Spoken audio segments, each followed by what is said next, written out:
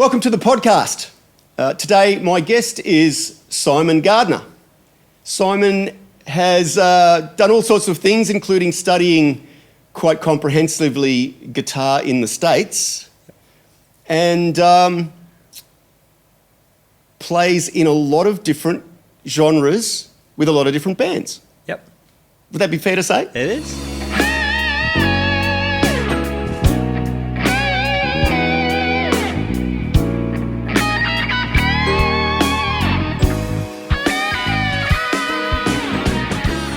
Thanks for having me. No worries. Yeah. Let's start out with, what was the impetus to get you playing guitar in the first place? Really just I'd started playing drums. And that was a little bit impractical when I was 12, 13. And before I started getting drum lessons, the sheet came home at school, would you like to learn a musical instrument? And previously to that sheet coming home, I must have said, yeah, I'd really like to learn guitar. And when it came home, we ticked the box and I went and learned guitar. It was really as simple as that. When I was in grade 8, so when I was 13, in grade 8, I started playing guitar and, pretty much fell in love with it straight away. I still remember my first lesson. I still remember playing Ode to Joy with Rick Purdy. Yeah, I still remember. Did you start out on an acoustic guitar? Yeah, I just borrowed the next door neighbour's guitar. The next door neighbours we had at the time were a really popular Brisbane band at the time called the Furious Turtles. Oh, wow. And they were all very, very talented and musicians who lived there, all the kids, but particularly Chris Coulter and his brother Matt. They'd put themselves through AMEB and all sorts of stuff without teachers, and really bright people and very, very cool. And anyway, I borrowed my first nylon string guitar off them, and it was just a little nylon string thing. It might have been a Valencia or something like that. Yeah.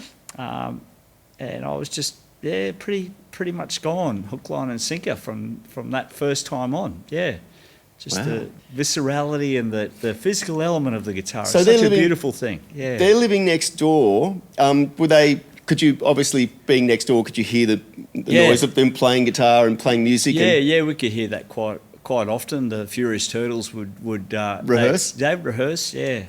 So I used to love hearing them play. It was really, really great. It's just very exciting to hear all of these musicians together, and they had this beautiful Queenslander and had a big open front room, and that's where they used to rehearse. And when I'd go over and watch them, it was just very exciting. Yeah. The electricity and this loud sound, and it's quite So there was never any complaints from the neighbours and not from us. Visits from the police. Not for that reason, not for noise, maybe for other things. But no, always, they were wonderful. So that I got my first guitar in 1982.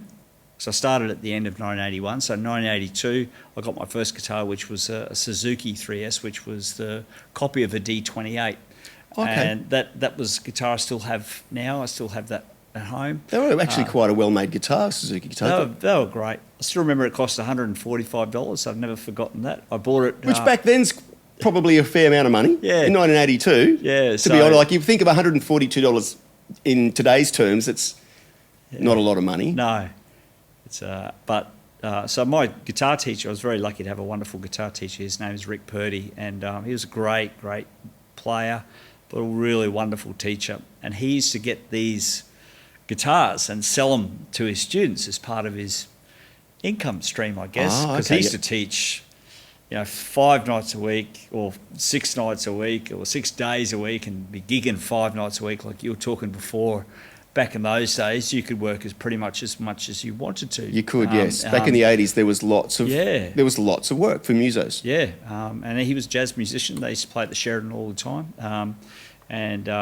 he's just such a fine player and such a fine musician, and has left an indelible imprint on me. But he used to sell these guitars, and so that was in 1983 or 1984. I got my first electric guitar, which was like a George Benson copy made by this company called Tarada, who made all of the Ibanez custom shop guitars at Oh. the time. The Fujigen, they were at the Fujigen factory. Oh, wow. So Terada made the John So it was a Scott. really nice guitar. I still have it. It's a stunning looking guitar. It's really, really gorgeous. Still play it occasionally, not much, but yeah. And so that was my first electric guitar. But I just, like I say, I just loved it straight away. And my first album was by a band called Sky, who were an instrumental band, and I was just smitten with the sound of instrumental music. I loved it, and instrumental guitar music. Because they had a single, was it, did they do Toccata? Yeah, Fugue and D minor. They did it like their own sort of version of that, which was, they were all classical, well, predominantly classical musicians who wanted to branch out. And John Williams, who apparently Segovia just about had a fit when his prize student John Williams went to play popular music. It was it was a really big thing. But anyway, for that band, again, left just such an important sound, just the sound of the instrumental music, the way that you create your own adventure with it, without that luxury of vocals telling you what it is. Yeah. I think, and I was immediately attracted to that. And so Mum would buy me all of these tapes from the Toombul Music. Old Toombul Music was a great shop. But yeah, just tapes of good British guitar greats, and it'd have Jeff Beck, and it was all the B-sides of Jeff Beck and all of that, and the blues guys, Howlin' Wolf, and all of this. These cassettes would just be filled with these B-sides of stuff, but it's the real deal. And they were beautiful. And also Charlie Bird playing with his orchestra, nylon string guitar stuff. So you had a really quite a big depth of different things to listen to.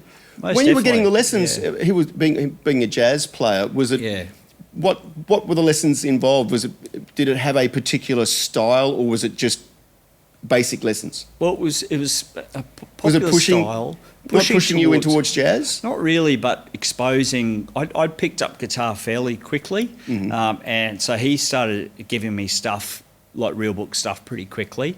And because we were taught to read, all of these guitar students were taught to read, we could learn Spyro Gyra tunes and stuff from the real book, Autumn Leaves and George Benson. He loved George Benson, like everyone did, particularly in those days, but everyone does now too. But just so you brought up on that. But he also had a really, really strong sweet spot for the Beatles. So we learned a lot of that. And at about grade 10, I heard Led Zeppelin for the first time, and that was that was another sort of shift in the paradigm. I couldn't understand the sound I was hearing, the textures of the sounds, like the heaviness of that Zeppelin sound. And I remember hearing Black Dog for the first time at my friend's house, and sort of looking at the speaker, how a dog will sort of turn its head, not knowing what it's listening to. Just that sound of that intro to Black Dog, where it sort of coughs, and then there's that funny guitar, and then it stops, and then his voice comes out of nowhere. It's like this primal, and then the riff starts, which I've later found out in later years that John Paul Jones wrote the riff to Black Dog to create a blues thing that was a bit weird, a bit strange. And that's sort of how it came. It plays across the meter and does all sorts of stuff. I just think it's the elasticity of that sound. Anyway, that kind of shifted everything for me. So I remember one day, I remember taking Stairway to Heaven to him, because I'd started learning it on my grandmother's porch, out of this book, like reading how to play it and going and feeling incredibly. It's a beautiful piece of music. Invigorated. It's one of those things where guitar shop people hate.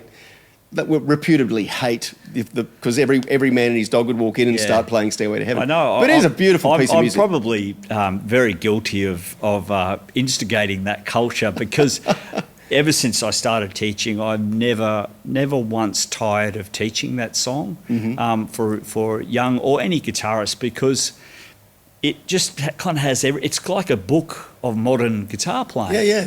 From fingerstyle and contemporary guitar playing, fingerstyle to almost jazz-like progressions to, and I put that in inverted commas, but to some interesting progressions, to odd meter, to that searing telly solo at the end, which is one of the greatest electric guitar solos of all time. I think it's extraordinary. And the way it's so cleverly done, and the way he you know, does those licks where he's can I play? Is that Yeah. all right? Yeah. Yeah. So you know, and he finishes on that F. And it's if you're talking to your students about the importance of playing melodically, it's this whole idea he's landed on the F because that's what the chord has done. And so he hasn't just played a pattern in minor pentatonic because that's what you do. He's listened and he's dropped that note right there, and the whole solo is laced with this really well thought out and really musical, plus that tone and feel. But anyway, I could prattle on about it all day. But that Stairway to Heaven, talking about the Beatles, Blackbird by the Beatles, I've never tire of showing that after all of these years of teaching and thousands of lessons. I still get great joy in sharing that, you know, because it's, like I say, I just think it's for modern guitarists and our, you know, our sort of vernacular, I think it's really important. It's like Hendrix. If you're an electric guitar player, you should be aware of those sort of... I think so. Well, to say should is not really right, I don't think. But I do think there's such important figures that it's almost like, well, why does this person sound the way they do? There's every chance that you'll trace it back to maybe 4 or 5 guitar players from that era, that seminal era. Now, it obviously doesn't start there because those guys were influenced, very heavily influenced, particularly the British guys by the American guys, the American black musicians who, again, when you dig deeper, and this is what I did, and you go back to that, it's like, whoa, it's really powerful stuff, and you can see and you can hear why it moved and caused them to become fanatical about it, you know, and try and reinvent it and do that, you know. Just extremely interesting sort of stuff, you know. Yeah. So for me, and so because I started teaching guitar, I did concerts and stuff at school in guitar groups that Rick used to put together, and we'd play Beatles songs, and in fact I think that's all we played with Beatles songs. Maybe we played a couple of solo pieces I did were like jazz chord melody style pieces, like Misty and, you know, stuff like that. And that was always really, really good. Again, just when I think back to, I think I just found it to be a very, very solid way to learn about music and the guitar's role in music. It's just this really, might be the centre of our world, and it's such a beautiful thing that you can get obsessed about, but it is a servant. It is. To the greater music. Yeah. You know, whether it's instrumental music or whether it's rock and roll, whether it's 3-chord rock and roll or 2-chord rock and roll, it doesn't matter. It's always there to serve that bigger picture. Do you remember your first ever gig? In a rock band, my first ever gig was with this band called Ezra Pound, who just was just a covers band. I remember going to the audition. And I remember actually, I don't remember our first gig. Actually, I don't even know if we did a gig. Maybe it's the audition I remember. And it was in a little church over in West End, or a little hall over in West End, which I know where it is, but I don't know the name of the street that it's on. But I still remember that. That was a very incredible experience to be able to go and play with a band and play really loud, and felt like... You felt good? I'm a rock and roll guitar player. I'm in the band, and they're were you nervous at all? Yeah, terribly nervous. Like, and terribly when I think about it now, how I got that gig or any other gig after that was quite miraculous, really, because it must have just been absolutely dreadful. Because I've just never been great at. My strength isn't learning other people's stuff. Oh. I've just never, maybe it's a discipline thing, maybe it's an ear thing, maybe it's because I've always written my own music right from the word go. And I don't know why, it's always just been that thing I've done, right? So learning other people's stuff note for note, particularly in those days where I had reasonable facility for a young guitar player, but not a virtuoso or anything like that. But just trying to learn them, and it probably was more of a discipline thing than anything, and probably an ego thing to go, and I'm not doing that, you know. So I'd learned the riffs I really like the Zeppelin stuff, and Black Sabbath and Cream and all that sort of thing. But when it came time to solos, I'd just do my own thing, go on, you know, just play and have fun. Now, obviously now as I'm an older musician, it's you know, and played in tribute bands in particular over more recent years, I've become to really appreciate the brilliance of a lot of people I didn't understand when I was younger, and I actually loved it. And also teaching as well, when particularly with older students, they want to know exactly how things go. Yeah, because that's that's what they love. They've listened to that record for so long, and it's like, I want to know exactly. Yeah, that's the sound, and that's how it goes. So why are you showing me something different? It's like, well, this was the live. It's like, I don't want to know that live version. I want to know. Do you find, though, that with doing solos, there are some songs that the solo is such a, I'm going to say instrumental part of the song. I know it. But like the song would not be the same unless you played the song. Like Hotel California. Yeah. Oh, most definitely. Or if you were doing Smoke on the Water, would you like there's almost. Oh, if you can, if you can, always those solos are iconic, and they're perfect. They're kind of just perfect, and I understand why you do your own thing and you take your own slant with stuff, but you got to choose your battles wisely, because there's some stuff you just can't, you cannot not do. I just call them non-negotiables. So when I'm talking to students at JMC, I'll talk to them about that. But like, Simon, so how do I prepare for this gig? I've got 10 songs to learn for this audition, or 5 songs or whatever. How do I actually prepare for that? And it's like, okay, well, look at each of your songs. First of all, work out what key you're in, learn your forms, but then make sure you've always got your non-negotiables covered. Like the intro to Sweet Child of Mine, the solo to Hotel California if you're going to do it, the solo or the intro to Stairway to Heaven. Play it properly. These sorts of things, because they're kind of perfect by design. But in my mind, they kind of form the pillars of the tune. Yeah. So the solo for Jesse's Girl, like I always play that the same every time I play it when I'm out gigging, and I just go, here comes that solo, great. It's great. I wonder if I can play it as good as Neil Giraldo. It's like, of course I can't, but I'm going to try it because he was awesome, and that solo is amazing, and it sounds like he's so, again, you discover stuff about these amazing players. He was such an inspired guitar player, like from that Jimmy Page school and Eddie Van Halen sound. Just this it's going to lose at any second, but it never does. And it keeps you on the edge. So I love them. But when it comes time to sort of do my own thing, I'm gone. I'll say see you later and just cut sick. So it's sort of and trying to get the most out of it. Yeah.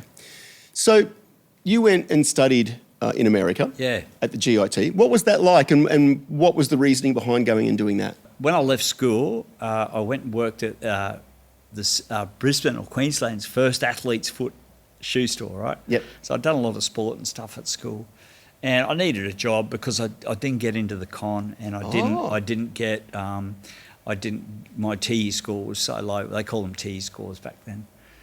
That I had to go get a job, and to me I was kind of like, look, as long as I'm playing guitar, I'm pretty happy. But we were talking before about your mum and dad, and my mum was always really supportive. Dad took a while to understand, but I think he sort of started to understand. But he was always very supportive, but perhaps didn't understand it. But so the reasoning was, do you remember when Guitar Player used to come? Like Guitar Player magazine was the Bible, right? That was the thing that. It's where it's where you learned about, and they used to come with the sound page. Yeah, and you got the little vinyl piece that you put on the record player. It was like, one day I'm going to be so good that I'm going to be on that sound page. That was the sort of thinking, like a million other guitar players. But I used to be working at the Winter Garden at the Athlete's Foot, and I would walk down to Post Office Square. There was this giant newsagent in Post Office Square, and I'd just walk down there every day, go straight to the music section. Oh, it's not there. Walk back. It was like Groundhog Day, because that's all. Waiting for the latest. Just waiting for the latest guitar player, and it would finally arrive, and it'd be 2 months behind. Oh wow! So then you'd see an ad for when it was coming next. What's in the next edition? which is going to be another two. The whole thing was just a sham. But anyway, that was the day back then. But you certainly really appreciate it. Anyway, at the back of one of those magazines was an ad for GIT and Musicians Institute in Hollywood. And I just saw that and I went, I've got to go there. I really want to go there. So, so that's what I did. I saved up and went away and went to Hollywood. And that was an incredibly eye-opening experience. I was just 19 when I left to go do that. The process of getting in was, just basically like an audition tape. And again, because I'd recorded, I bought working at the Athlete's Foot, I bought myself an X15, I think it was, Fostex home recording thing, which was this battery-powered thing. I would just record almost 24 hours a day. Just creative, because I got so much enjoyment out of it, and I still do. That creative power, creative engines at work. And so I sent off all the stuff. Because of my tutelage with Rick, I had really good theoretical foundation, so I could play scales and all of that sort of thing. And so on and so forth, and got in there. And it was, I think the biggest lesson that I learnt there is about being a better musician more than anything. You just understand this thing I mentioned before about you're in service of something else. And the other thing that was really interesting and quite intimidating at first was that at orientation week, there's 1,000 guitar players in the auditorium. There's literally 1,000 guitar players. And the dean, I forget who it was, or I forget his name now. I wish I could remember, because he was great, this guy. But he got up and he's like, okay, all right. So by the end of week 2, half of you ain't going to be here, It's like, because everyone's going to Hollywood to become a star. He said, we're not about that. He said, we're about making good musicians. We're about helping. It's always about the music. Yep. And that's exactly what happened. So half they're gone, But it's pretty intimidating, 1,000 guitar players. Almost as intimidating as that Joe Satriani gig I did. Oh my God. That was very intimidating. But anyway, incredible audience. Yeah. So what happens at a GIT for you to learn? Obviously you have instructors who are world-class players themselves. Yeah. So instructors like Paul Gilbert and Scott Henderson, to name a couple, Joe DiOrio as well. I had you had, like, for your first sort of semester or first quarter, you have a one-on-one, this is a long time ago, so a one-on-one teacher that you'd see for your one-on-one private consultation each week. And I learned stuff off that guy. His name was Les Wise, and he was this real unit from Las Vegas who was more into real estate than playing, from what I can understand. And he had this telly, and I'd really like intervallic stuff, that stuff where you'd sort of be, do that type of thing, where bigger sort of leaps and things like that. And I was like, I really want to learn those sounds. And he'd go, yeah, man, it's just him sit there with his big gut there, and he'd just go, yeah, do all this shit. Anyway, but he showed me stuff, and he was awesome. He was really awesome. I still remember him after all this time, and I only saw him for that short period, but yet he was quite pivotal. And I think because it's a very intensive course, then it was only a 1-year course. And wow. So you just, you'd fall asleep with your guitar most days because you'd just be playing all the time. And I was staying in this old wooden apartment that was right next door to the Hollywood Church, and it was just filled with MI students. So every weekend it'd just be full gas partying, but everyone would always just be playing and shredding and I guess too, the other thing is great being surrounded by that many students. It does two things. It gives you motivation because you can see other people improving and you think, well... Yeah, but it also gives you a chance to learn from other students as well. Oh, most definitely. Because, I mean, I would imagine nearly all the musos that I know, particularly guitar players, we get together and it's that thing of like, oh, how do you do that? Yeah. What are you doing there when you... Absolutely. I think, we're in rock and roll and in contemporary guitar, it's not like a classical institution. We don't have that lineage of tradition. We have our own tradition and our own almost rituals, but it's by and large communal. It's mentorship. It's you go down the road and you get a teacher. Joe Satriani taught Steve Vai and Kirk Hammett. They just went to his house to get There's lessons. There's a whole bunch of people that he taught. Absolutely. There's a couple of guys I've seen online who are they're relatively unknown. Yeah. But are amazing guitar players. We certainly live in that era of amazing guitar players. No two ways about it. But I suppose my point is now, particularly back then, pre-internet, you go see someone or you go for a jam. You jam with people and then you hang out and drink coffee and smoke cigarettes and then look at guitar magazines and then jam some more and then drive home. It sounds pretty messed up, but it's not like what regular guys would be doing. No. You know what I mean? It's sort of, but I don't know. But it's sort of, to me, in my mind, that's just so beautiful because everyone's in this pursuit. Everyone's got hearing these sounds, and there's this pursuit of excellence, particularly in the 80s, because that was a golden era for guitar. So particularly in that era, it's like, it's like people often say, well, what sort of guitarist are you if you're at a party or something, and someone says, oh, what do you play guitar?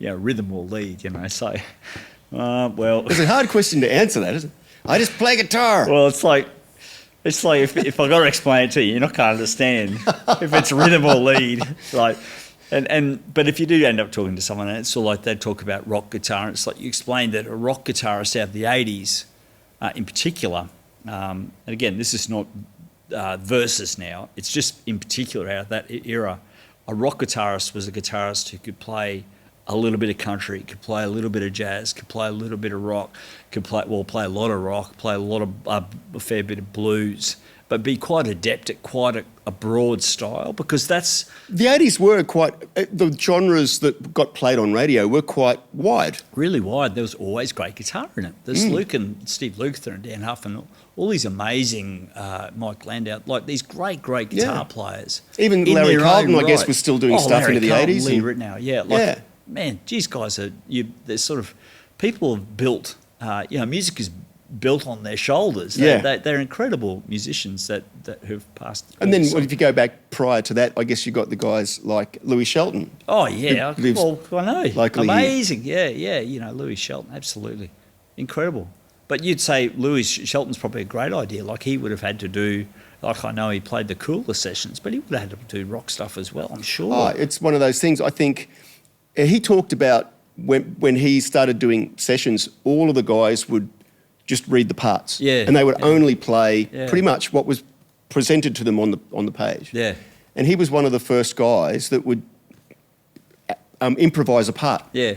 And that's one of the reasons why he got a lot of callback to come, because they were saying, we want the guy that improvised that part. We want the guy that can give us something that we haven't written down on the page. Yeah. And I think he was one of the first players to actually do that and come up with their own parts. Yeah. And then obviously you further down the line you get to Lukather and he's just making it up as he goes. Yeah, he's funny, man. Like some of that stuff you read about him and some of his autobiography and stuff is pretty edgy. It's very funny. Yeah, very funny. It would have been a very funny guy to be around. It just would have been a fun time. Yeah. Because again, there's a whole industry, right? So it's competitive, but there's work for everyone. There's an A-list, but there's stuff outside of that. You know, it's like, it's just a burgeoning industry, So, that during that time. So for me, so I feel very lucky to have grown up in that time. I'd feel very, very lucky indeed to learn guitar when I did, to have it in my life, and it's remained with me all this time, and I've loved it more now than I ever have.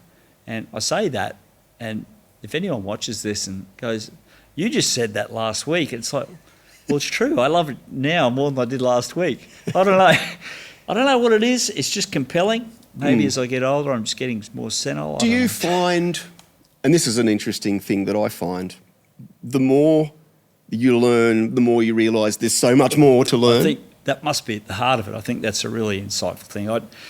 Once you do, you experiment more, and you just it's just, it really is endless. I know it's a cliche, but God, it's your imagination, it's your only limit. Your imagination pushes your technique. It's the thing that pushes you to play things that you can't, you know. When I was playing your Guthrie Govan guitar before, which is just mint. I absolutely loved it. I love him. I think he is an extraordinary musician, and I think he's as an educator and as a great spirit of the guitar and music in general. I think he's so wonderful and so powerful. But he talks a lot about that himself, because his technique and his execution, like to the average person, average guitar player, is just like, whoa, he's just another. Where is this coming from? The articulation, the fire. It's just kind of like, it's got everything, and yet he feels he's just always chasing sounds. Yeah. I remember I went to a clinic of his years ago, and with my son, and he talked about that. He said, "Yeah, I'm like, he's some." Clinics are funny. Anyway, some pundit goes, "Oh, so do you feel now that you've the master of technique, that you don't have anything anywhere else to go?" And it's like, he's like, it's all about the music. It's not about it's not an athletic endeavour of going, well, I've played 106, I've played 16th notes at 180 BPM, picked cleanly with control. Now I can put the guitar away and go. It's like, far out, man. It's got nothing to do with that. He's always chasing, and I find him incredibly inspiring. I guess the technique is just in service of the actual music. Always, yeah. I think it's always the go, that sound. I know for me when writing, it's always the sound. It's just it's like chasing these sounds to get them out. And sometimes they come across being more busy or more structured or more etude-like rather than a straight melody.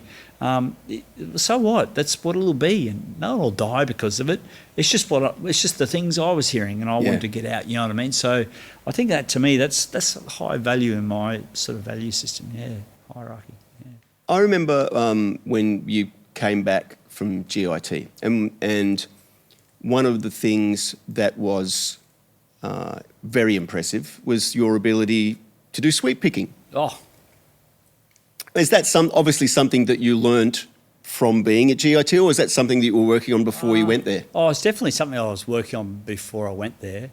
I still find it incredibly difficult. It is. I still think I find it an incredibly silly thing. It's an easy thing to do. It's It's an easy thing to do from a sit down and practice point of view. It's a very difficult thing to incorporate in a musical context. It is, yeah, it is, because it's just so intense and it's so full on. I do use that technique, I suppose, consciously sometimes when I'm wanting to do something that's explosive or showy. Mm-hmm. Probably subconsciously I do it a little bit in my playing anyway, but it's one of those things where you sort of the thing about it is you kind of miss a lot of notes. Like you sort of, I'll see if I can do it without sounding awful, but so it just say if you have a straight major triad like that, right? So sweeping it there is really nice, and it's but the faster you go with that, the more you actually end up losing those notes. So what I like to do is actually break them up more than anything. So if you get that,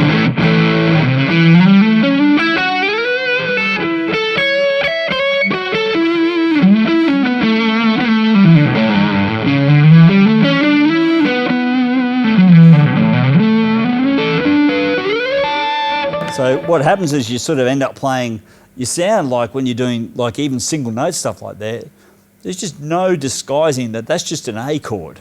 Yeah. You know what I mean? So you're basically breaking up the arpeggio, basically. Yeah, so that's the kind of stuff I really enjoy doing. But those sorts of, they're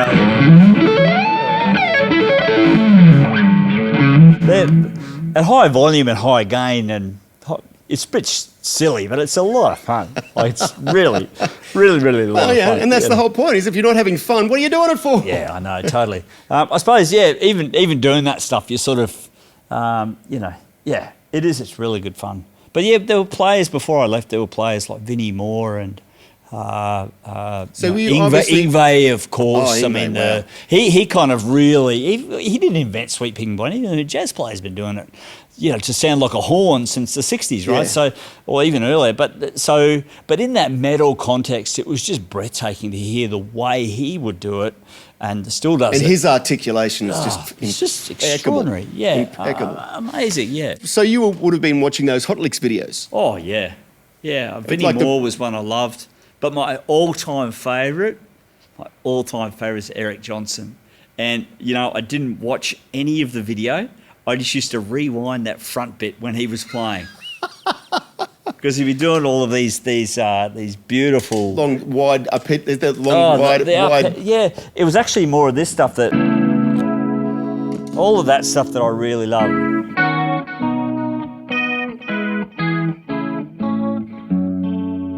But all of that sort of stuff made a very huge Beautiful music. Impact on me. Yeah. Because it's the whole thinking behind it is that sort of splitting the arpeggio. Again, it's just a triad, but it sounds enormous, so they're enormous, right? But they're just 1-3-5 or 3-5-1, like that. That's just...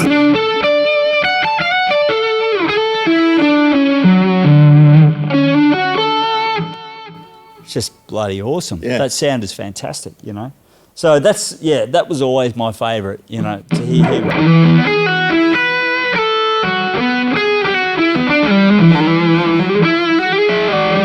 Yeah.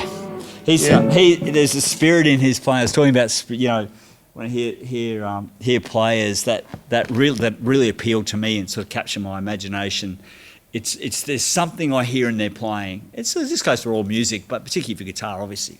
One of the things that impressed me, I'm a massive Eric Johnson fan. Yeah. But it's one of those things, I remember learning a few of his tunes that he did, but in particular, Cliffs of Dover. Oh, yeah. And I spent a lot of time trying to get all those parts. Yeah. For me, at least, unless I'm playing that all the time, it's like if I haven't played it for a couple of weeks, it's like, oh no, I can't play it again now. Oh yeah, it really is one of those things. But I found you can listen to the way he plays it, and it just sounds so effortless. It sounds easy until you sit down and try and work it out, and you go, it's so incredibly difficult to play. But I think the thing that is wonderful about it is he just makes it sound effortless. Oh, it's like it's in him. Yeah. And when you watch him play it, particularly there's a video of him at the Bottom Line in New York, which is 1992 or something like that, and he plays Cliffs of Dover. I think this is kind of like at the zenith of his sort of rock. He's still a very successful man, but he's artist. But in that, he was like, and it is just something else, and it's like seeing him with his 54 Strat and do that whole loop intro thing where he does all that major 70s stuff, and then he cuts over to the plexi and the tube driver. It just sounds like that 100-pound violin. It's like it's just like something from somewhere else. The big appeal, in a lot of ways, is the tone of the actual his like clean tones were impeccable because he played through an amp. For his clean tone, he played an amp for that particular tone, and he played a Marshall for that particular.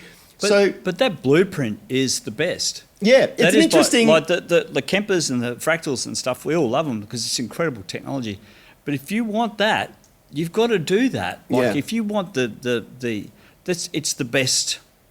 Well, I need my Strat to sound like I'm playing through a twin.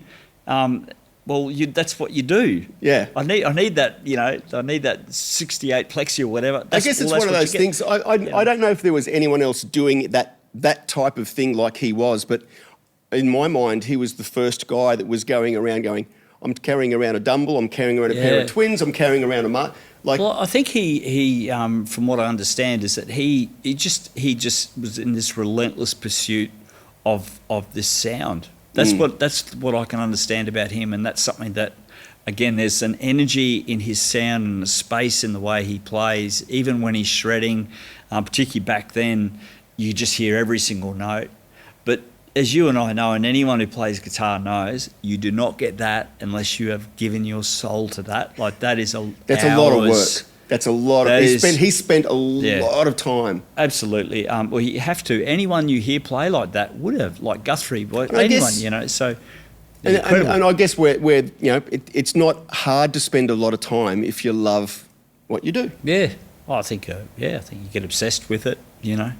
So, that's it. Don't ask questions about what else you should be doing. When you got back from GIT, what did you do? Okay, so I got a gig in a band called 30 Years of Oz Rock, which was, I don't know if you remember, there was the Marlboro Band at that time. So the Marlboro Band, I did my stint cigarette bands, folks. I did my stint doing that sort of stuff. Yeah, it's sponsored stuff. And at paid the time, well. Paid really well. You got a rider, you got free cigarettes, right? So... Well, I was never a smoker, I was, and, you know, you just get cigarettes all the time. It's terrible, isn't it? And you'd have full riders and you had full stage crew. And that's where I met, one of my great friends, Nort, was on one of those shows. But anyway, the Peter Jackson show. So it was the Marlboro Band.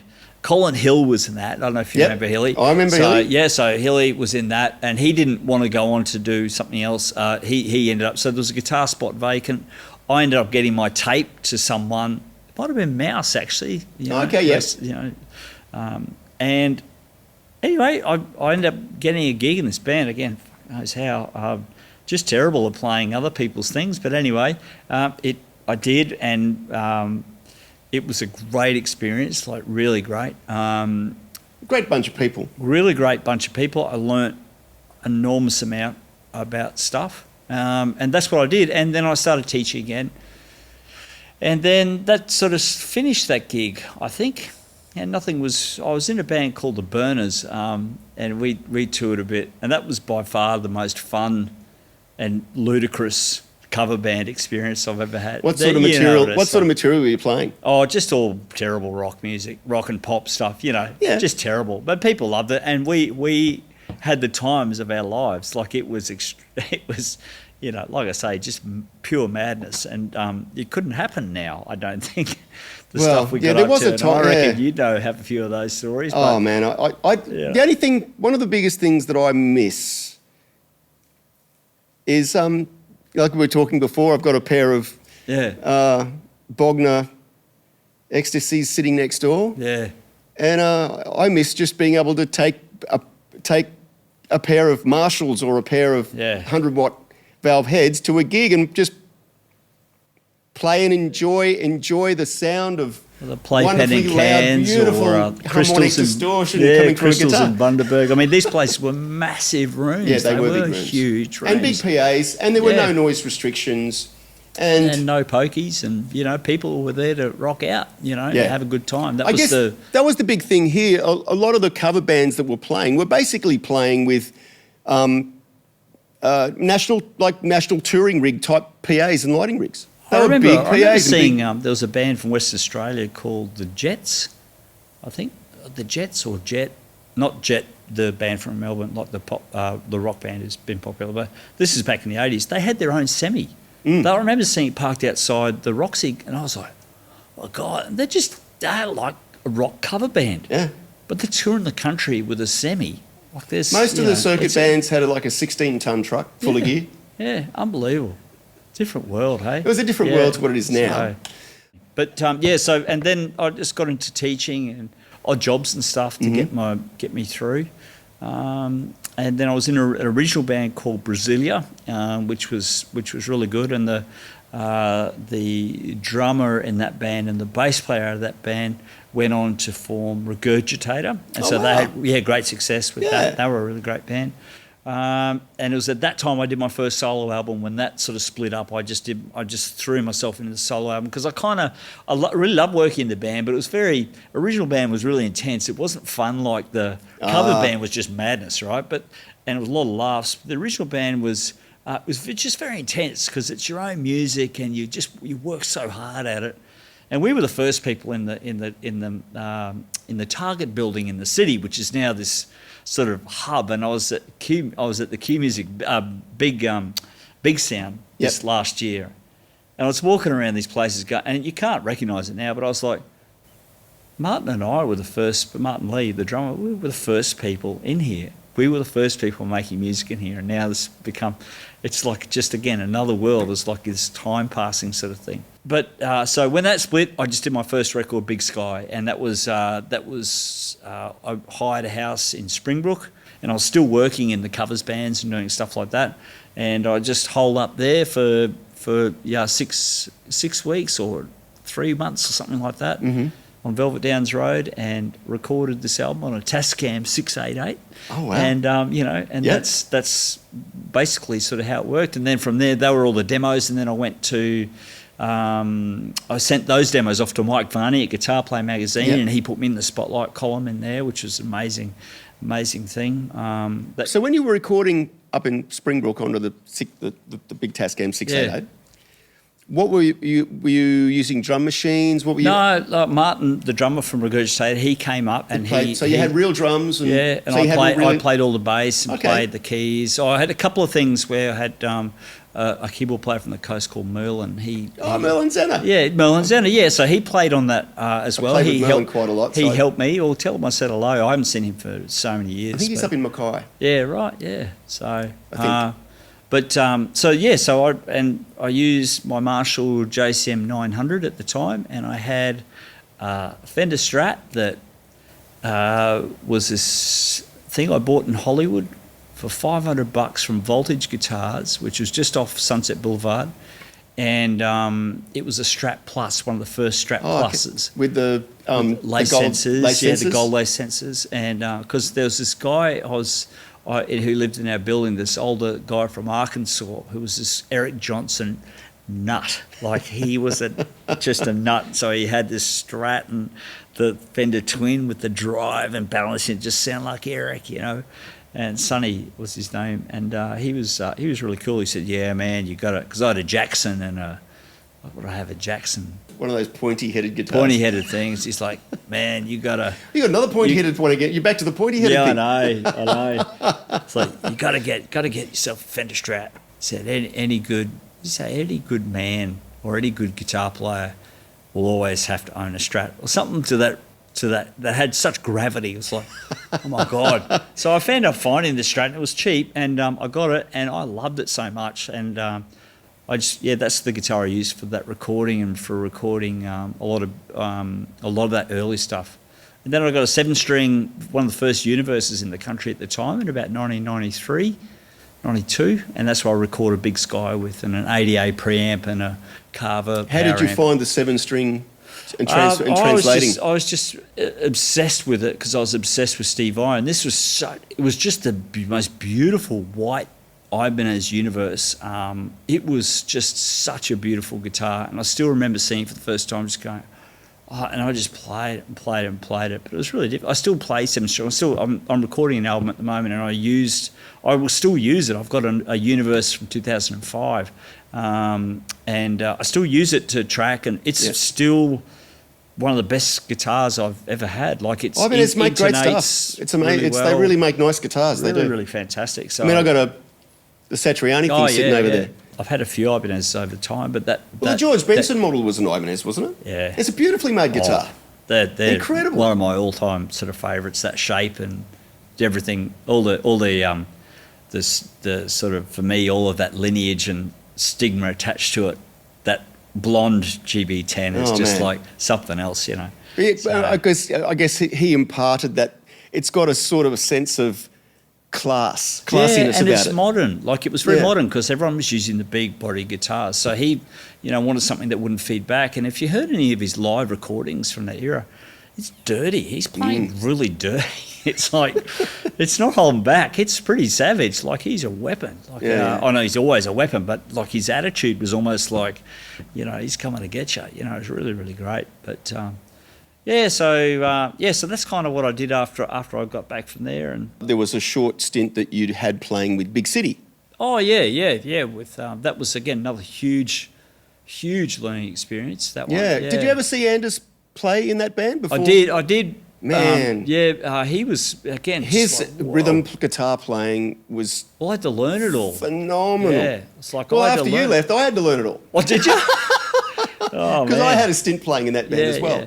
No, it was huge. That was, again, a huge thing for me to do that band and get in that band.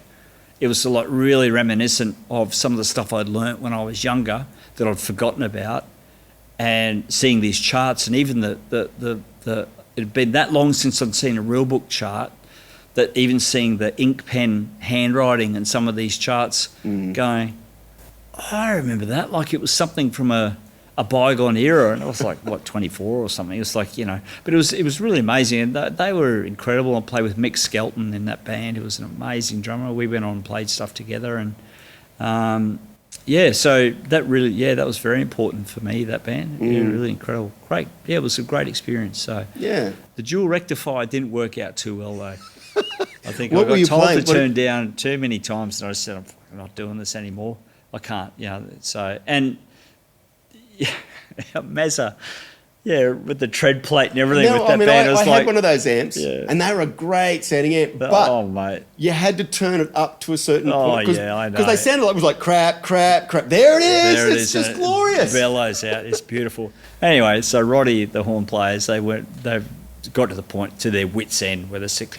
Please turn the fucking thing down. And so, and that's why I'm like, man, I'm out of here. And again, in hindsight, it's just lack of maturity on my behalf. But I just totally had the wrong amp, and the wrong, just like, it's all like a Fender Deluxe type of gig. Oh, geez, yeah. So it's quite funny when I think about it, like rolling in with this brute of a thing. Magnificent amp. Yeah, really, really good. They're a great amp. Yeah. Well, they're sort of benchmark sort of amp, but for metal and, maybe heavy rock blues. Geez, not for a funky jazz band like those guys. So, but they were, but that aside, that was an awesome experience. I got so much out of that. I just learnt, even down to the amp, learnt about what not to do. Who was playing bass in the band when you were in the band? Ant Dawkins. Oh, man. And he's a great player. Oh, well, he was. I think he stopped. He gave it away quite a few years ago now. Oh. He's an architect now. Wow. Yeah, he's wonderful. He was a wonderful player, wonderful musician.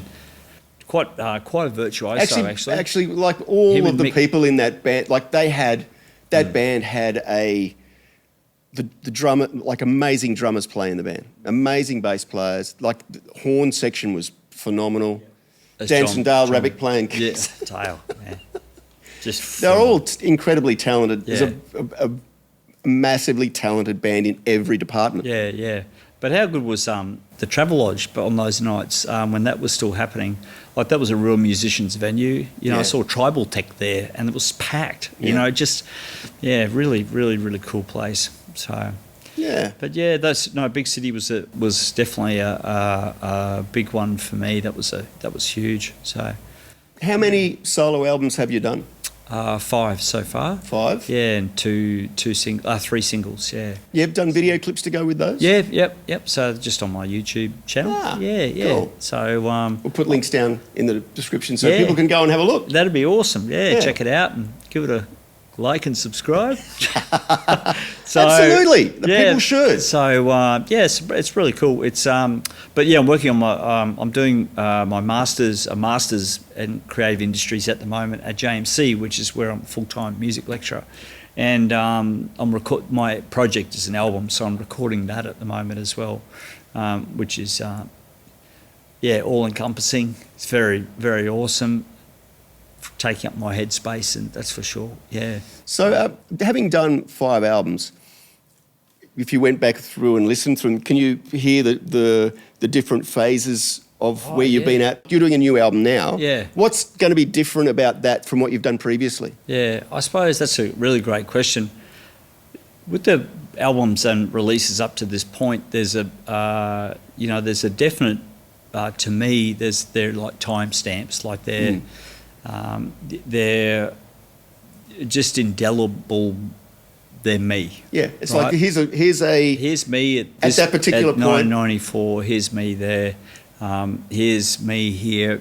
And some of the recordings are stronger than others. Some of the performances are stronger than others.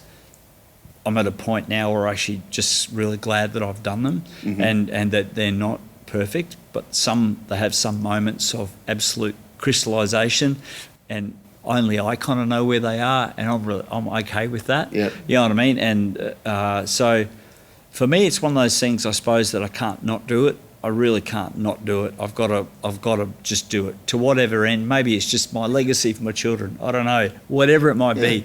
But doing the sort of music I do, I understand is very, when you're younger, you think like everyone should hear this, and I'm so good, and this is great, and but you find out pretty quickly that what you do is actually only about one in 100 people actually listen to that sort of music. It's something that you love to do, so it's... I need to do, yeah. Do you, given that it's not pop music per se, I mean, there was an era, like you say, there was a golden era. There was a window when Joe had crossed over. When you could do instrumental stuff, and I mean, and it has had times too. I mean, there was the time when the Shadows were doing their stuff and they were at the top of the charts. They were huge, yeah. So instrumental music has had its moments throughout, through different decades here and there. Having done all these instrumental albums, how has it been financially for you? Have you managed to recoup the cost of recording the albums? No. Well, if you look at them on an individual basis, Big Sky did the first album. Yep. Sketches did the next album, because that cost basically I did it myself, and that's been by far my most successful album, because it's very dreamlike, and it's not rock tear your face off sort of stuff. The Dragon probably as well, so that probably recouped costs, but it didn't cost much, and you can hear it. It didn't cost much to do. Okay. So I quite often, whenever we do gigs and I get people to learn stuff off that record, they're like, "Oh, I really like the record. Geez, the production really sucks. It's like, the balance is this and that." It's like, yeah, I'd sort of I'd love to go back and remix it and give it the zhuzh it up and make it sound enormous and powerful, but it's like, well, it is what it is, and it's done. And I still listen to it. Like I say, if nothing else, there's some really inspired moments on it, and it sounds very real. I think that's one of the nice parts about it. Does that make it easier to reproduce that stuff live? Not really, I suppose. Easier or harder, I don't think. I think because the difficulty live is usually with the instrumentation, getting it to get across the line that way, as far as... Because you've got layers. If there's too many layers. So I've sort of worked myself into a position where if I've got multiple layers, the heart of what I'm doing is actually still quite performable live. Yeah. And even in a trio scenario, because I love the trio. It's really, really cool. Really powerful. But I suppose to your initial question, sorry, I'm probably going down a rabbit hole, because it is a really hard one to answer. The main reason I ask the question is because I think there is a perception out with the general public that because you've recorded 5 albums, they obviously must have made you a reasonable amount of money. But I think there are a lot of people out there recording stuff who never recoup the cost of the recording. I think they never do, and most people don't. Most people actually lose money on them. The album that didn't sort of make me my money back was my 4th album, Choose Your Own Adventure, because I got a producer. I worked with Magoo with that one. Oh, wow. And that was again, great experience. Amazing experience, and he was wonderful, and the product is fantastic, so really, really good. But I suppose the thing is, look, in all honesty, when I'm doing these things, I really don't think about that. I don't think about who's going to buy it. It's more about achieving the result. Yeah, I really do. And if I'm really, and I'm doing, part of my master's degree is learning how to do that and doing it effectively. And that sounds kind of dumb, and I guess I kind of know. I just haven't committed myself to it because it just doesn't interest me at all. The question is so much more interesting than the answer. Like, I just got to make these sounds and make this music, and when I listen back to it, it's like it's this thing. And if I get moved by it, I know I've done something good. Yeah. Yeah. I know what you mean. I know that might sound really altruistic or really oversimplified, and like I don't care about whether it's successful or not. Of course I care about it. I would love it if people loved it too. And some people who listen to it do love it. And you get messages from people. I guess that's the difficult thing is, getting something like that, getting it out into the general public so people can go, oh yeah, I really like that, or It's a difficult thing to do. There's a few things in my research so far that have become really, really apparent. And one of those is you've got to make your art. You've got to do your music. You've got to do the thing that's you. Yeah. Because ultimately that is your greatest asset. Because no one can tell your story except you. Yeah. People can play the same notes as you, but they can't tell your story through the notes. And I talk to students about this. All the chord progressions, all the sounds, all the notes, they've all been done. They've been done a long time ago, but what hasn't been done is your story through these vehicles. It's that same thing. It's like listening to Jeff Beck play something is going to be totally different than listening to Gary Moore do it. Most definitely, and I think that's a really important thing to remember. So for me, that's kind of, where I sort of get to with it. But I also think one of the things that we do that's so important if you're an artist is to share what you do. So it's important that you get people to do it, but don't think about that, I don't think, when you're making it. Yeah. I think that's a hack, as Steve Pressfield calls it, like in his book War of Art. If you start doing stuff because other people are doing it, then you're just sort of feeding this machine of really substandard stuff, when really the people that you're copying were themselves. That's what you've got to do. Yeah. And it's pretty lonely. Be the best version of you that you can be. I think so. I think that's it. And then that's just my philosophy. It's not, again, the world's not going to be, no one's going to, die because, you wanted to sound like Joe Satriani. I mean, so what? Like, so what? We're better off to have that than nothing at all. I don't know who I was listening to, but there was a quote from a famous guitar player, might have even been Lukather. Yeah. And basically saying, look, he tried to copy those guys. Yeah. He said, but I couldn't. Yeah. And it just come out like me. Yeah. And it doesn't matter what I do, it just comes out like me. Oh, well, you've got some of the most amazing gear here I've ever seen in one place. It's so beautiful. It's inspiring as well. But I can guarantee you that by the time you've played through all of it, you're just going to end up sounding like you anyway. Yeah. And it's the same. And you end up getting your stuff to sound like you. And so I guess it's that thing of trying to find the thing that enables that. Yeah, it is, absolutely. And I think that's a very noble pursuit. So, but I suppose, just talking about this and like the money and the outward sort of idea of success versus what your inner value and your inner measure is. And for me, if I look too externally, because I haven't sold millions of records, I haven't made millions of dollars from making 5 independent instrumental records. It's like, so what? Like, I'm not consumed by that. What I'm consumed by is being able to hear back what I do and go, that's so good. Yeah. That's so good. My head when I hear that is where I play that, I'm in that place. Yeah. Do you also think that putting that stuff out there makes other people more aware of you and what you do? No doubt. Which has financial benefits in other areas. There's no doubt about that. We was talking before it about helps. This it helps portfolio with students. career. It helps with. Yeah. It helps in other areas. It really does help in other areas. And because you're also expanding when you're recording is such a great learning tool. Oh, isn't you it? learn so much about yourself and your own capabilities and what's good and what's not good. Because you listen, it's a best feedback loop ever. No doubt. And I think, when I was talking about my X15 I got when I was 17 years old, whatever, and discovering that, oh God, I just went, whoa, the improvement was huge. And relatively quickly because of this thing, that exactly what you're talking about, that ability to listen back and that point of reflection and analysis and, test and measure type ideas and, that sounds so good. What did I do there? So when we gig a lot, it's very fleeting, isn't it? Like it's gone for a second. It's inspired. It's gone. You're driving home by yourself at 2:00 in the morning going, what just happened? And what is that thing I did in this, you know? It's And interesting too, yeah. though, how the live thing, like you were talking about when you were playing with the band, it was super fun, and then Yeah. when you had the original thing, it was very intense. Yeah.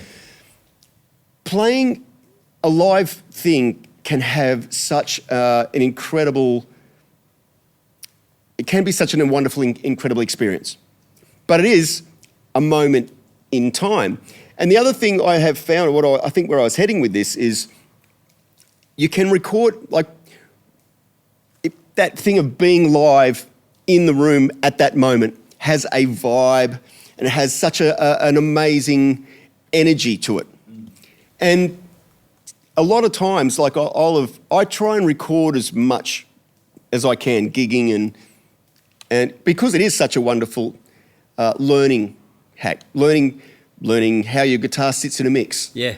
Yeah. Learning, you know, does the part that I'm playing, like in my head when I'm playing it, sounds amazing, Yeah. but is it working in the context of what everyone else is doing? Yeah. And it's funny how you can be at a gig and have this, walk out and go, that was amazing. Yeah. Hear a recording of it and go, it's terrible. Yeah. But I guess it's that thing of, what I'm getting at is there is nothing like being there in the moment, experiencing that thing live. Yeah. Quite magical. It isn't a magical thing. Yeah, I think you know, the grail, the holy grail, or the gold standard is to capture that magic live, but in such a well executed way that it sounds like it is live, but it's clearly can't be live. If that makes sense. In the recording process, yeah, you know, and I like think Dave that's Gilmour thing. Yeah, absolutely. Where it sounds yeah. like that's the first time he's ever played it, and he goes out and plays it live, and it's just like, yeah, it's amazing. Actually, that's one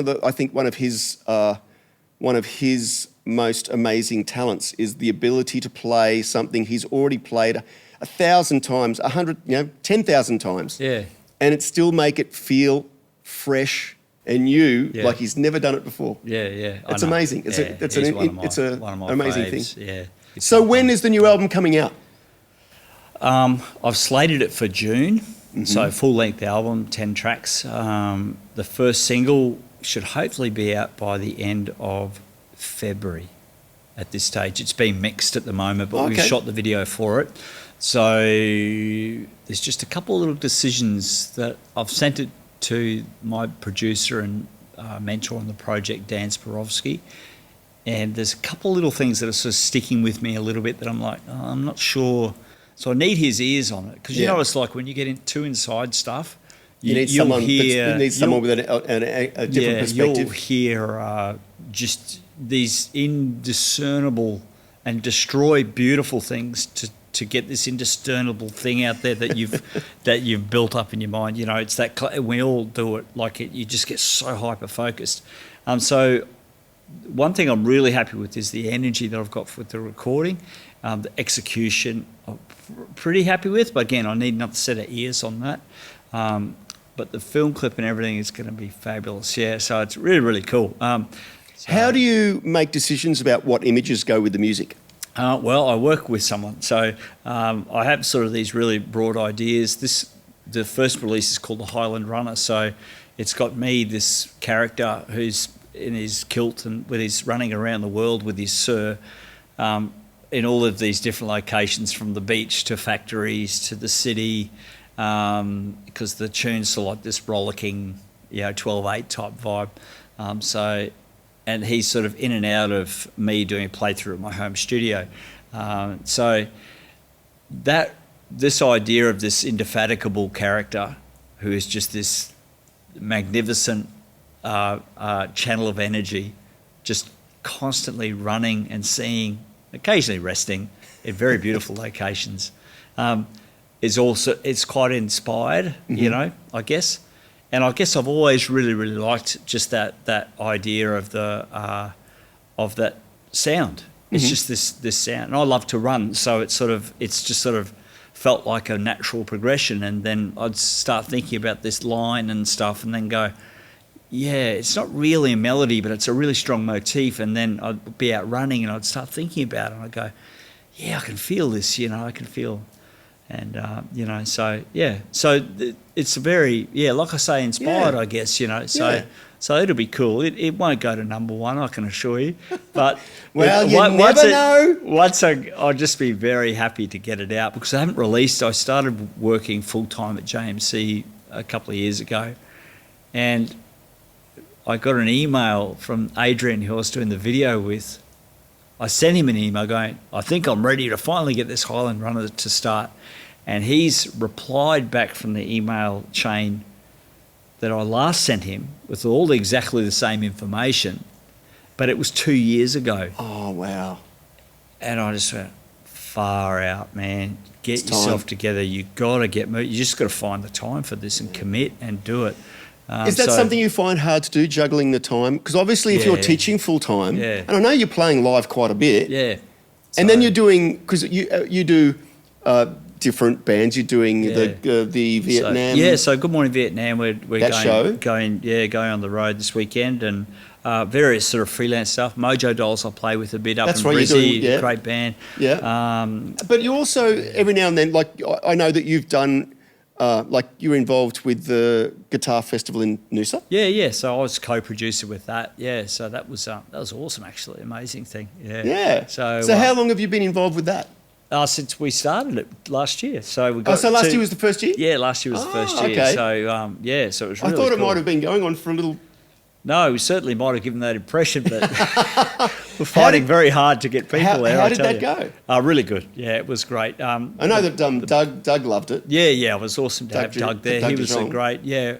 My idea behind it was really to just get the broadest range of really exciting players, because I was the selector, if you like, of the players, and to just get the broadest range. It's funny, I actually learned about a couple of guitar players that I never knew about. It was a guy in Sydney.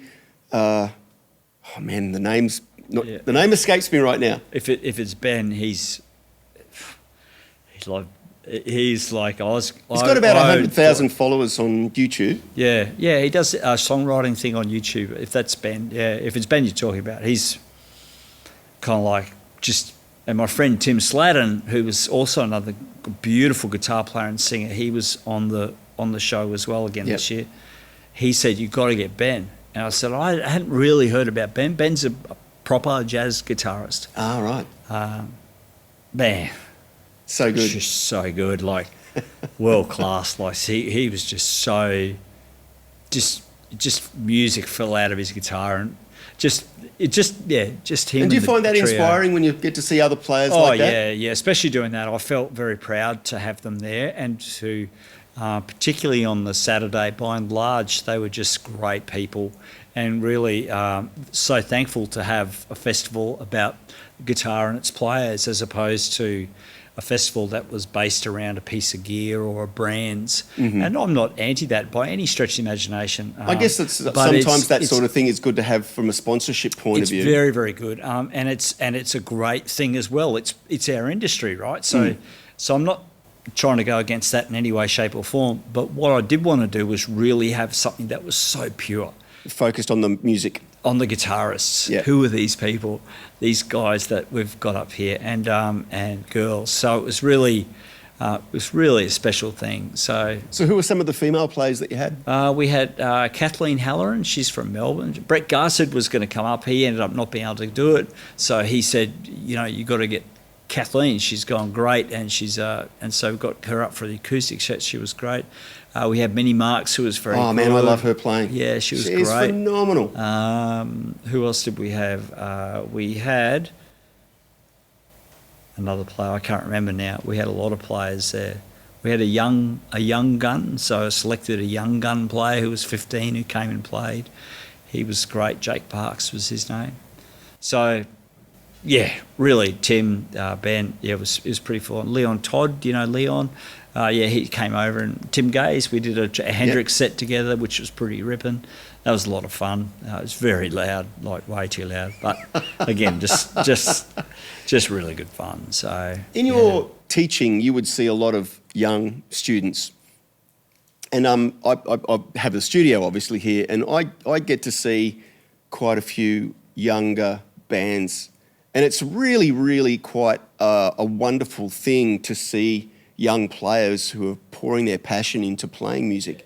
There are some incredibly good, really talented people coming through the ranks. Do you get to see many of that through your teaching? Yeah, most definitely. Most definitely. One of my students is young female guitarist Jaybird Byrne. She's pretty fierce, like very fierce. Charlie Sloan was another student of mine, and again, another really, really great young guitar player. Again, very different.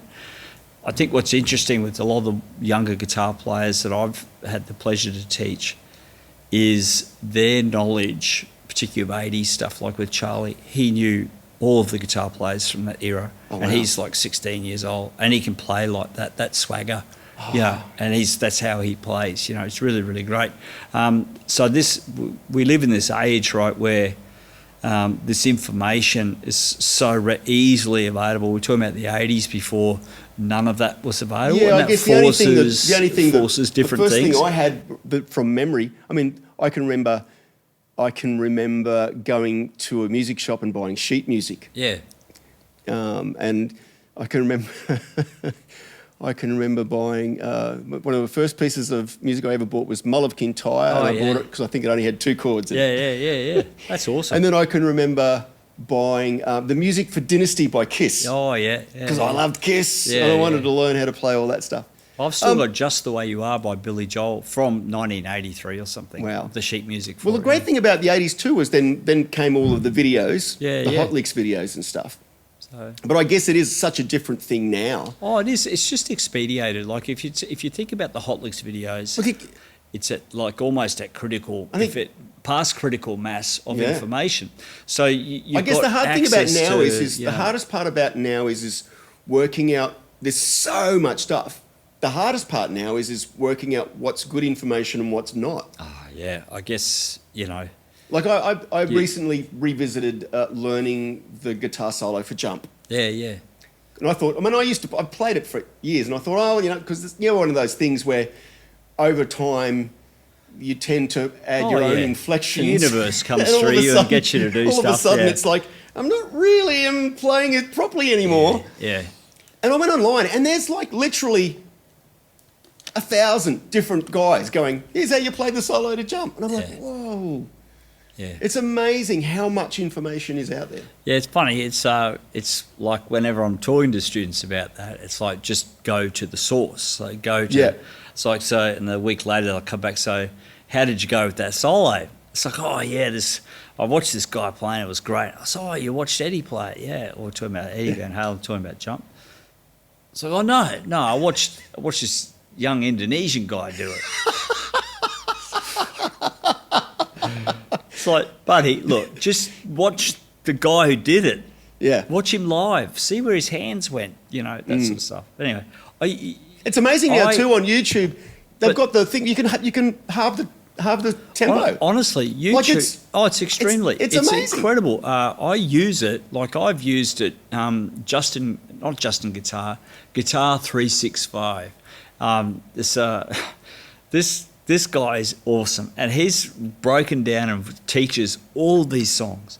So if I've got a lot of songs to learn, particularly ones I don't want to have in my head, past the gig, I will go there and just Guitar 365 and type in, whatever it might be.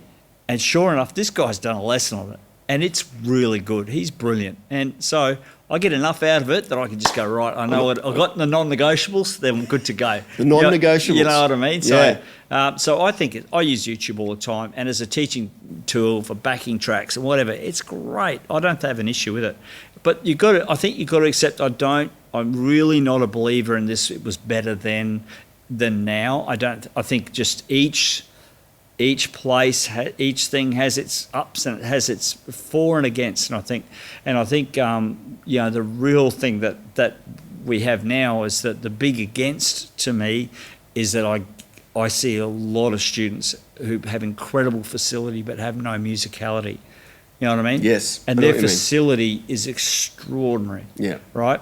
And the other thing I see too is the social media guitar player, where you actually don't even know if they're actually playing it live or not, because it sounds pretty like it's just direct or dubbed or that.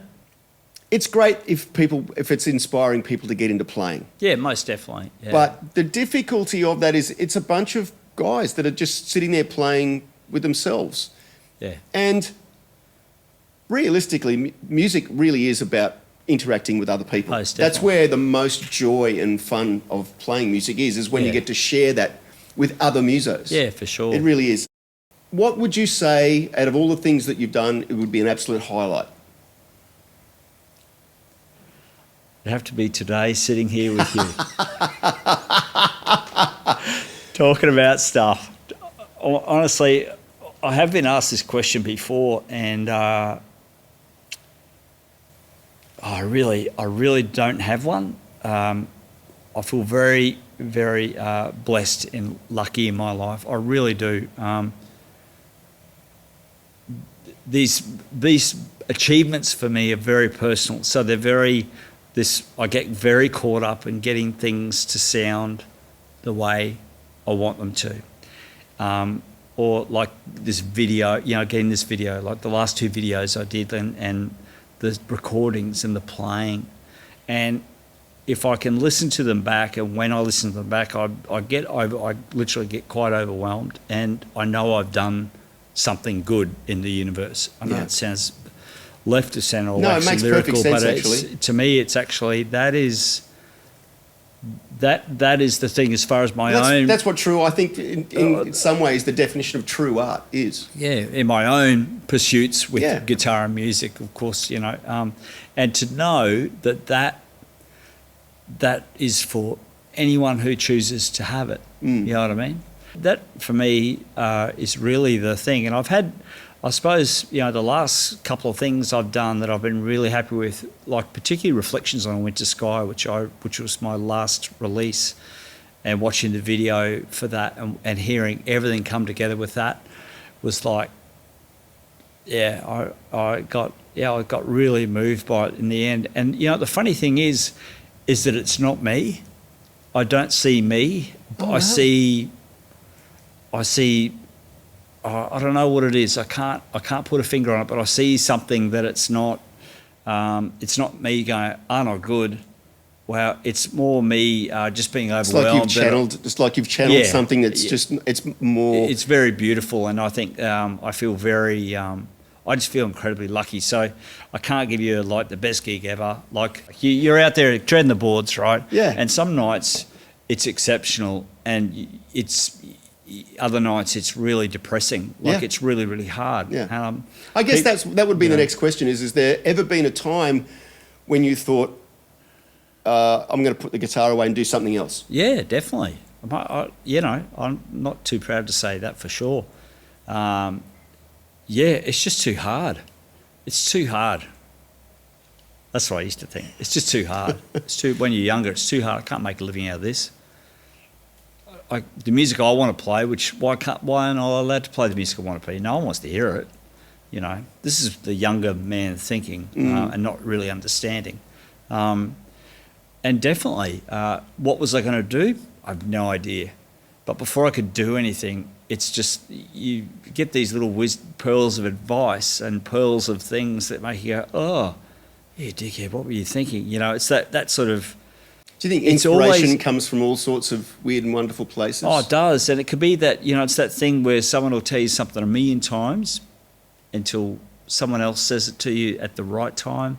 You just... Then all of a sudden, oh my God, Yeah.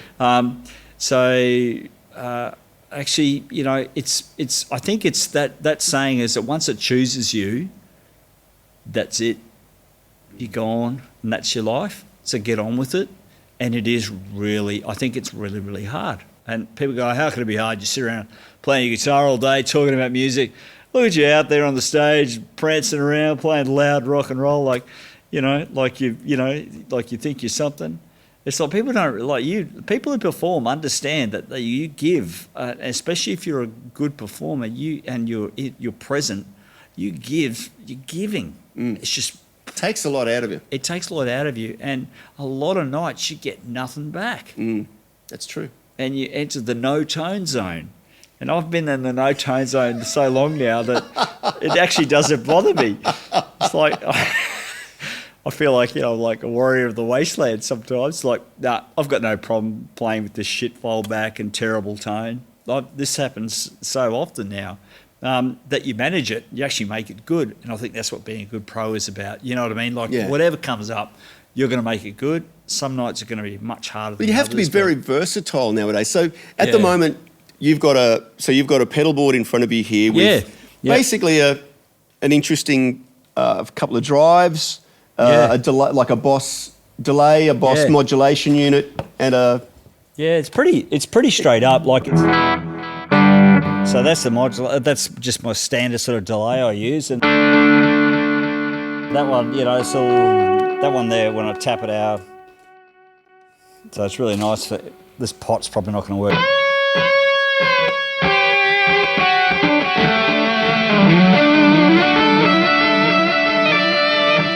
So just a big, dirty, long delay, and the chorus, of course, which is really nice.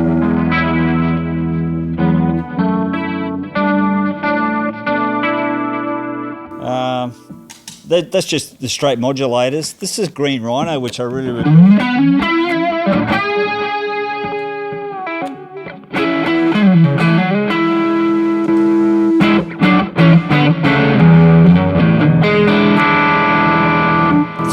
So you're playing through Sir Hedgehog Hedgehog, yeah. Is that like a 3-channel amp? No, a single channel. Single channel. So it's one channel. It's just different. What are the foot switches giving? Just different stages of the preamp. So it's all cascaded preamps. So literally it's just one channel, but just at different levels.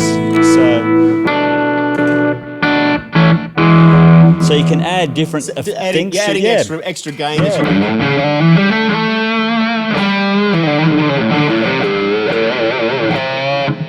Then to you sort of...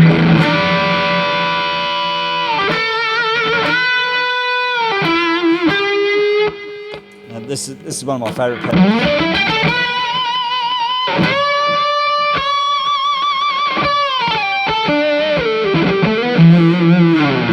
It's a bit of a fade. Hendrixy vibe. Yeah. So it's a really, really basic setup, but I use the FM9 as well, the fractal, like quite a lot when I'm out working. What sort of a gig would you use this amp versus using the FM9? So I'm going to take this with Good Morning Vietnam, so I'll use that for some of the bigger rooms, but I don't know why, because they're going to tell me to turn it down. But do you use the Perspex screen around the amp? I don't have one, but I'd love to. Just so I can. I remember Christian was doing that when he had the Bogner. Oh Shiva, yeah. And it seemed to work quite well. Yeah, cool. Well, I haven't tried it, but I probably should. That'd be pretty cool. But honestly, the FM9. I thought for sure I'd use for the Noosa Guitar Festival with the Hendrix thing. I'd get my Marshall and do the Proctavia and the fuzz face and everything. But honestly, the FM9 was awesome. I had that through a pair of QSC K12s. So basically just through a full range box, like a PA speaker box. Massive. Great sound. When I'm in the trio, I use the FM9 because I can get stereo effects and I've got space in the trio. So like harmonised lines and stereo effects, they've got a place to live. Yep. Not so good if you're playing, say, with the Mojo Dolls or with a keyboard player. There's a lot of your sounds get lost, that sort of washes. So and you things find like that is much... The Hedgehog, yeah. Hedgehog better thing? To me, that's a gorgeous, glorious sound, but it's not going to suit me for everything, and it's just not practical for some gigs. Whereas I can get that sound of a raging, jumped plexi for each street, out of the FM9. Out of the FM9, and it's not going to, children aren't going to die in the front row. So it's sort of, you know what I mean? So it's sort of that because what you've got with your rigs and setups here is just awesome. But you're right. How often can you do this anymore? It seems. In fact, perhaps the golden era for it was back in the 80s, and maybe even then it was dying. 90s, you can still do it in the 90s. So the biggest issue now is, for me, I've gotten so used to using the Kemper that it's just easier because I've used it that often and I'm so used to it that it will work for the very quietest of solo gigs up to the loudest of and biggest rooms. Yeah. And it sounds exactly the same every night. Yeah. I guess that was one of the biggest things. I loved the era. There was a time when I was using a pair of 100-watt Marshall heads and a pair of quad boxes. Yeah. And it was probably overkill, but it was glorious. It was glorious. It was fun. Yeah. It was just like for those people who've never had that experience of standing and just playing a power chord and having your jeans move. Oh. It's when you're talking about feeling the music. You can feel the sound of the air pushing. Yeah. It's a glorious feeling. It is a thing. It is really, really great. The other side of the coin of that was that in every room, that rig sounded incredibly different. Yeah. And it didn't sound great in every room. No, that's exactly right. And that's what I love about using the FM9 as well. And for recording, it's an absolute weapon. It's fantastic. So I see a lot of value in it. And the practicality element to it is something you can't ignore because you are out working. You know, I love it all. I love plugging into this thing. There's no reverb in it. Even without the pedals, I just love plugging into it and playing because it's it's just a beautiful experience, right? You're just connected to your guitar. I always feel a bit dirty after a while playing the FM9 too much because I do feel like there's and it's mainly due to the monitoring of it rather than the actual sound itself because it's an amazing unit. And like I say, I do love it, but I don't know. I'm a big fan of all stuff, but I'm probably what you alluded to before. Whatever's going to get you the best result for your gig is the one you should choose to take. Yep. And the best result covers not just your sound, but the practicality of it and your enjoyment level. And are you going to because if you've got good tone, you're going to perform well. Yeah. Or give yourself the best opportunity. There's nothing. That was, I guess, one of the things too. And it's like before you got here, I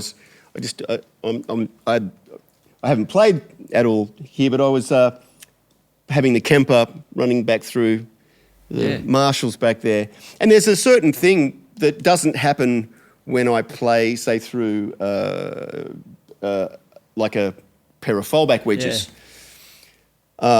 where you can hit a chord and there's that harmonic ring and feedback from the guitar and the string ringing because of coming. And it just doesn't, it's not, and that is a inherent part of a guitar sound, is that feedback loop between the amp and the guitar. It's so true. It's so true. Like going to a Kemper or a Fractal with in-ear monitors and no monitoring at all is just, to me, weird. I need to have, so I always take my QSC and the sound guys always go, oh, great, look, you bought a wedge, but we got wedges. And I say, no, this is actually just my guitar amp. But like places like Brooklyn Standard and that, like I've got that thing sitting up there pointing at my head, and it's pretty darn good. Like it's loud, and I get a lot of that resonance that you're talking about in those overtones, like really, really good. But this idea of decoupling them, I still find it very, they're hard to come to and actually feel like I'm get true or authentic. It's a really weird sort of state of mind that you're in. Of course, your audience doesn't know because you're still going to sound great because you play well and you got great sounds, right? So the audience just go, oh, this guy's amazing. He's playing. Where's that Marshall stack or where's that dirty plexi, right? So, but you are up there just going, oh my God, I feel like I'm playing a plastic thing and there's no, and so it sounds like the internal feedback loop is not there. So that volume in the air moving and that resonance that you're talking about is a really important part of playing electric guitar. I don't think you need to be stupid loud to do it, but you do need. The air has to move, like you said before. Yeah. Like that, you crank those guys up, that it's like a monster truck, right? It's just your jeans move. Yeah, and it's fun. Fantastic. It's but it's not practical in every situation, unfortunately. No, it's not. It's not. In fact, 9 out of 10. Well, at that point, I might say thank you very much, Simon. Oh, Scott, it's been a real pleasure. Thank you very much for having me. It's been a real pleasure having you here, actually. Wonderful. I will put links down below for all of Simon's stuff so people can go and check it out. Yeah, that'd be wonderful. And you should go and see Simon do a gig. Yeah. And, out and about, always treading the boards. Yeah. So, All right, guys, thank you very much for watching. See you on the next podcast. see ya. Thanks, man. Hey, man, thank you so much. I loved it. Yeah.